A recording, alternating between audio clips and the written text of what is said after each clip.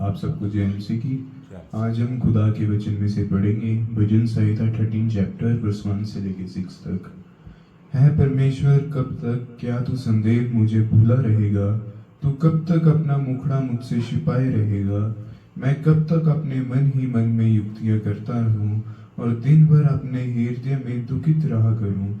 कब तक मेरा शत्रु मुझ पर प्रबल रहेगा? है मेरे परमेश्वर यहोवा, मेरी ओर ध्यान दे और मुझे उत्तर दे। मेरी आंखों में ज्योति आने दे, क्योंकि तू मेरा सब कुछ है। ऐसे ना हो कि मेरा शत्रु कहे मैं उस पर प्रबल हो गया, और ऐसा ना हो कि जब मैं डगमगाने लगूं तो मेरा शत्रु मगन हो। परंतु मैंने तो तेरी करुणा पर भरोसा रखा है, मेरा हृदय तेरा उद्धार से मगन होगा। मैं परमेश्वर के नाम का भजन गाऊंगा, क्योंकि उसने मेरी भलाई की है। खुदा की इस वचन के पढ़े और सुने जाने पे आप सबको आशीष मिले। आमीन।